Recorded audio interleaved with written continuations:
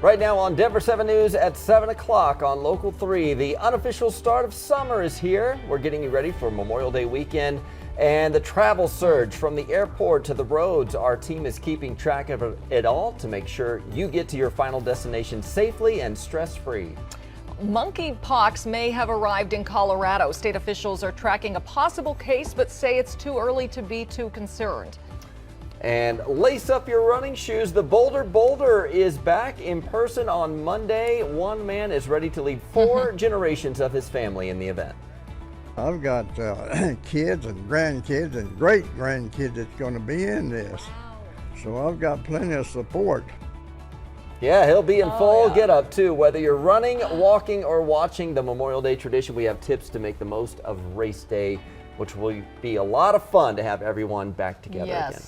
Thanks for joining us on this Friday morning. I'm Brian Sanders. And I'm Nicole Brady. Whether your weekend takes you up to Boulder or anywhere else, our team is getting you ready. Colette Bordelon is out at the airport watching the lines there. Jason Luber is monitoring the roads. Let's start with Katie LaSalle because, Katie, our temperatures are going to feel pretty nice. Yeah, feel like summertime this afternoon, nearing 90 degrees. A warm day across the state. We're melting into the mountains, mostly clear skies this morning. Temperatures outside quite mild in and around the Denver metro area, down through Colorado Springs in the high 50s, low 60s, and we're now seeing 40s moving into the mountains from Leadville up through Steamboat. Your hourly planner for the metro area today, we're expecting highs to top out in the upper 80s right around 2 o'clock. Overnight lows will fall to the 50s, and we do have the slight chance in the mountains and across the far eastern plains of picking up a few isolated storms. Main threat with these will be gusty winds, very little rain associated. Then we'll see mostly cloudy skies tonight, a dry day on Saturday, and we're tracking more storms and showers for the second half of this Memorial Day weekend.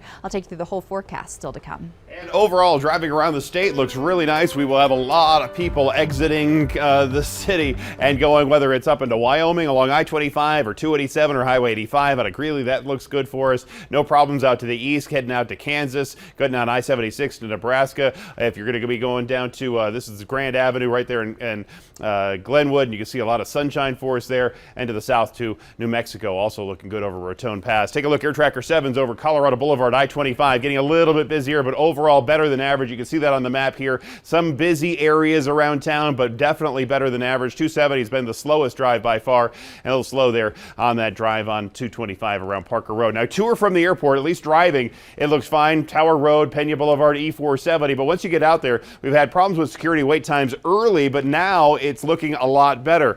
Colette Bordelon's been checking out the security lines and talking with travelers out there. What's it like for you right now, Colette?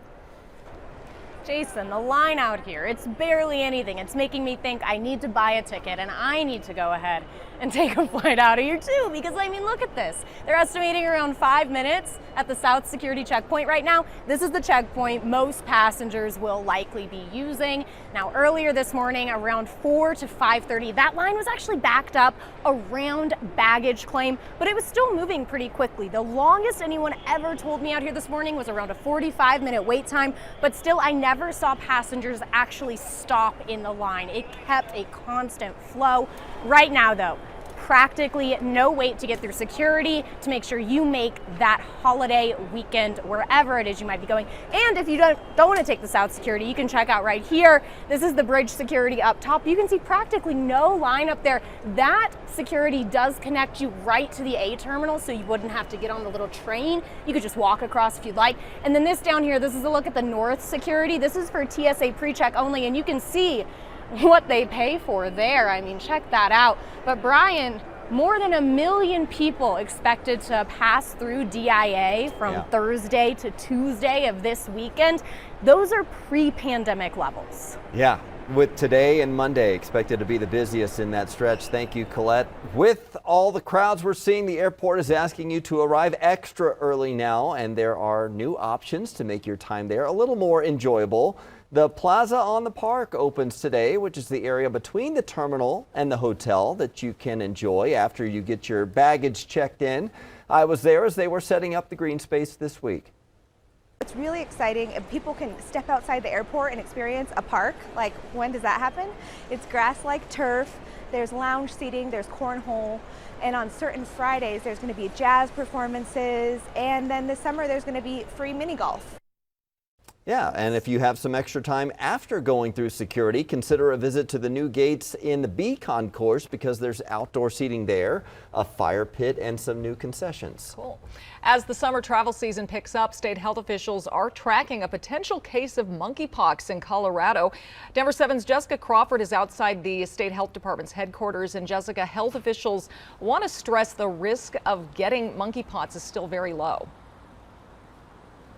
And that's the same thing that the governor is trying to stress as well. He is saying that monkeypox is generally low risk. He says while it is serious, though, it's usually not fatal for people who do have healthy immune systems. Yesterday, the Colorado Department of Public Health and Environment announced that our state has its first presumptive case of monkeypox. Here's how it's spread.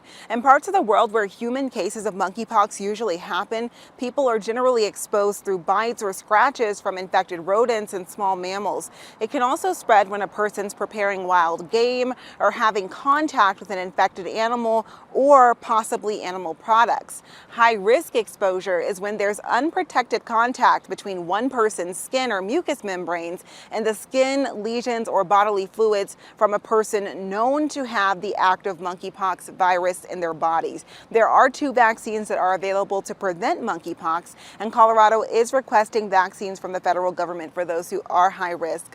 Monkeypox expert Dr. Reginald Washington says that risk will be low for most people. I think there will be more cases as it spreads from person to person. But I think because we know how it's spread and we know who's at risk for this, meaning someone who already has the monkeypox, I think it will be self-contained within certain populations, and there will be no reason to have widespread vaccinations to the general population.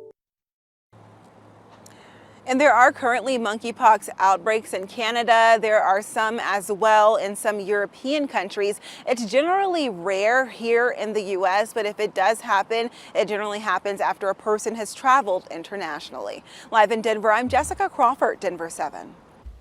Thank you, Jessica. We do have some new information this hour. We are hearing from the Texas school shooter's mother for the first time. Through the voice of a translator, Adriana Martinez begged people to forgive her. I have no words. I have no words to say.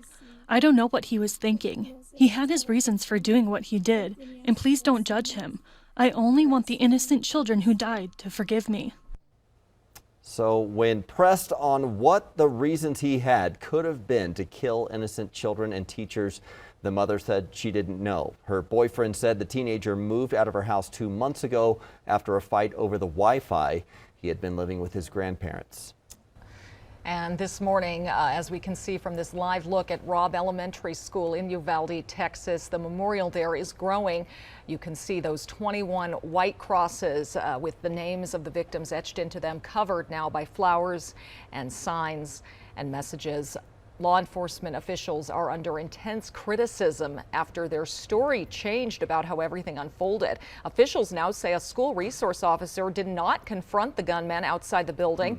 The shooter entered through an unlocked door. Police officers first arrived on scene and confronted the shooter, but were driven back by gunfire and then called for backup. It wasn't until an hour later that a tactical team forced entry and took out the gunman. Parents on witness video could be seen pleading with police to go in sooner. Some of them just stood there and said, well, why aren't they going in? They rushed in and all that. We didn't see that. The Texas Department of Public Safety is investigating the response. It could take several weeks to complete that investigation. President Biden and the First Lady will visit Uvalde on Sunday and will meet with families who lost their loved ones. Well, today, police in Texas expect protests outside the NRA's national convention in Houston. The event comes just days after the tragic school shooting in Uvalde. Former President Trump and other Republican leaders are expected to be there. However, Texas Governor Greg Abbott has canceled his appearance, and at least 4 musicians set to perform at the event have also canceled. But the sadness and the stress we are all feeling in response to the Texas tragedy is only amplified in our teachers. They know their colleagues there use their bodies to shield students from bullets, and they know someday they may have to do the same. A balloon goes off and you kind of wait. It wasn't just a balloon.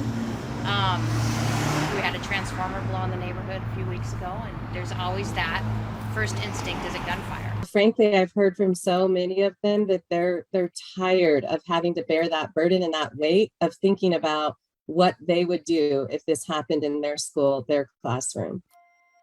Something they should not have to think about. Mental health. Colorado says teachers have a lot they're coping with right now, not only reacting to school violence, but just making sure kids stay on track academically after the pandemic. They're encouraging teachers to take time to address their mental health and seek help if they need it. So we will continue to follow the latest from the Texas tragedy on thedenverchannel.com. We also have resources if you're looking to support families of the victims. Kids from all over the country depended on virtual learning during the pandemic. Now a human rights group says companies took advantage of students tracking their data without parents' consent. And it isn't just a 3-day weekend. How you can pay tribute to Colorado veterans who made the ultimate sacrifice for our freedom.